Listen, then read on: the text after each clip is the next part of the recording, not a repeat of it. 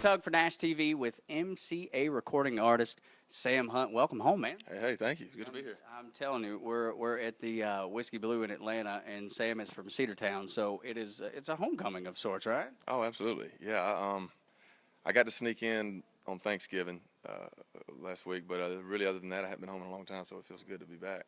What's the best part about being home? Well, just growing up in Georgia, there's a lot of good feelings just being in the state, but I get to see, I get to stop usually when I'm here and see my folks. All my relatives live pretty close to the area that I grew up, so usually that's my favorite part, getting to catch up with everybody. Yeah, your mom Joan, your brother Ben. Yeah, the whole gang. My grandmother, we played a show last night. She got to come out and That's awesome. hang out. Had her little spot right in the very front row, so sitting on one of the subs. Right. Yeah. What's it like for her when she sees you up on stage? My grandmother? Yes. I'm not real sure. I couldn't figure out what was going through her mind. She was just looking up at me the whole time, and I couldn't read. But she's excited. She's supported my music from the very beginning. She bought me my very first CD when I was growing up. What was it? Conway Twitty. I love it. Greatest Hits album, yeah. But she's the best. But the whole gang, they're awesome. Yeah, I tell you, your music is incredible because it's so dynamic. And the thing that I see, and I don't know if this is what you think. I know I read a quote from your mom, Joan, that you grew up on some Alabama, on some Beach Boys, a little bit of everything. And then I know you found R&B on your own. But it's kind of funny that Alabama, they had that R&B feel during the early 80s, but then you do some spoken word stuff as well, and it reminds me of even earlier country, like a Tom T. Hall that's spoken word. Yeah, absolutely. And even, we just mentioned Conway Twitty. He did a little bit of that. It's, I guess, I don't really know where that came from. I'm sure some of that music that I was around and other genres of music where that's more prevalent. But, yeah, the fairly diverse sound, I guess. But hopefully there's something on the record for everybody. I think so. Because of that, yeah. Yeah, no, I think so. It's incredible to see people who are talented, and you're certainly one of those folks. Not only in music, country music, but you were an athlete too. Yeah, I grew up playing ball and never had any idea that one day I'd be playing music. But stumbled across the idea of buying a guitar the summer after I graduated high school and fell in love with it. I was always a huge music fan, but never thought about playing guitar or singing or anything like that. But since I bought that guitar, I've been head over heels for it. Yeah, no doubt.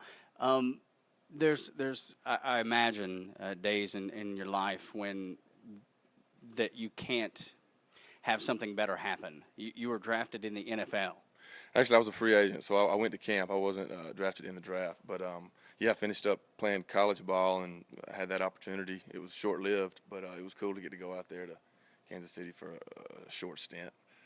But I was pretty dead set on moving to Nashville about that time, so I wasn't too disappointed when I came back home and made the move to Nashville. What was a better moment? And I know you're going to say music, but I have to imagine it in the moment, playing there in Kansas City for a little bit, and then getting the record deal. I know they're so different, but was one better than the other? Yeah, the record deal was pretty special. Just because I had wanted to make a record from the first time, when I moved to Nashville, and they're expensive to make, so this record deal gave me the opportunity to make the record that I wanted to make. I had put out some acoustic songs because they're a lot cheaper to make. But anyway, yeah, that was really huge, especially because specific to the label that I signed with, because there's so many great people there, and they've become my family now. So it's turned out great. You mentioned acoustic, performing acoustic a lot, and I talked to your guitar player Ty, and he talked about how you guys played a lot of stuff acoustic early on when you guys first moved in together. Your roommates now, he said, for about 4 years. So that struck me funny because your music is really up tempo, a lot of it, or at least there's a lot of production. There's a lot involved in it. So to strip it way down, I thought would be tough. But Ty tells me no, you guys, it's not as tough as it seems. Yeah, it started there. It started acoustic. All the songs started acoustic, and all the other stuff we added that was post the songs existing. So it's just a blend that I guess just came across naturally. I've always loved acoustic music, but I also like the dynamic of a lot of the instrumentation, and I like drums a whole lot. I like the rhythmic thing. So that was just, we kind of brought those two worlds together. And we still strip stuff down and do it acoustic, so we can kind of get the best of both worlds. Yeah, no doubt about it, and it was incredible here today, the acoustic set, and you got a show tonight and here in town. Is there anybody that you see here in town outside of family, like ushers from here in town, and there's so many people from here in town. But I saw a tweet that you sent out, and it was what is it? It's something A-Town Down. Okay, piece of A-Town Down, yeah. So immediately, isn't that the beginning of a Usher song? Like, yeah. I can't remember which song it is, but that is. I was like, is this guy with Usher? Who are you hanging with? I was just a shout out to Atlanta for being in Atlanta. That was just me being silly, but yeah, we were in town a couple weeks ago for a concert, and that popped in my head. But Usher, you're right. It's somebody who's an R&B artist from Atlanta.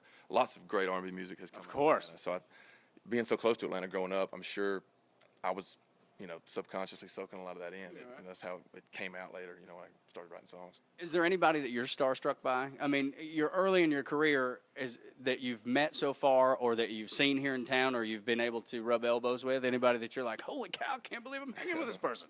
I get that feeling when I think about the radio, because the radio meant so much to me as far as music goes growing up. I grew up listening to you guys, and when I think about the fact that is the same station that I'm being played on now, that's what really is tough for me to wrap my head around. And I don't really run into a whole lot of celebrities, so I guess that's not as much as the not. Always on the road, right? Yeah, I was talking, again, another conversation that Tyrone and I had was that I think most people think in Nashville that you guys are rubbing elbows with Florida Georgia Line and Jason Aldean, and though you're acquainted with those guys and friends with those guys, oftentimes everybody's on the road, so you don't get to see some of your buddies in the music industry a lot. Yeah, when I first moved to Nashville and was working as a songwriter, people would ask me, well, have you met this person? Have you met that person? Referring to artists. And you're right. I've realized now even more after being on the road that when you're working as an artist, you're really never in town. You're never in Nashville.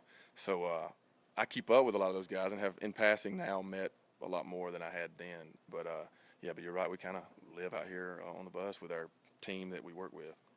Sure. We'll finish up here, but what's next for you? What do you want to do next? What do you want to accomplish?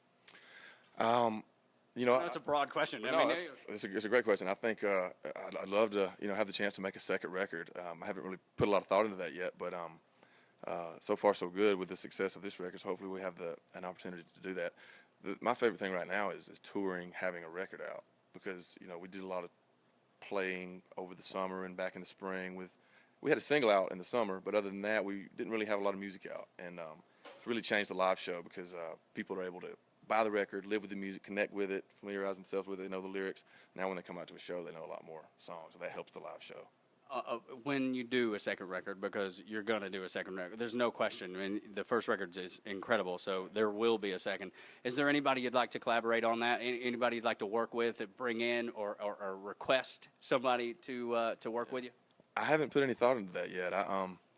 The relationships I have with the guys that I work with, the producers and the songwriters, those relationships go back so far that sometimes it's hard to start new relationships and get to a place where you have that connection. That takes a lot of time. So I don't know. I haven't really put much thought into branching out any further than. What about a dream though? Like another artist or something? Yeah. I don't know. I'm a huge fan of a lot of folks. Somebody asked me that question the other day. I'm a big fan of John Mayer's songwriting, so that's somebody to be cool to write with, maybe. Absolutely. Someday. Yeah, that's great. Thank you so much for your time. Thank you for an incredible performance here. Appreciate it. We'll call it your hometown of Atlanta. Absolutely. We had a blast. Thank y'all for having us. You're more than welcome. It's Tug along with Sam Hunt, and you can follow him on Twitter @SamHuntMusic. Follow me on Twitter @TugCowart, and we are here for Nash TV.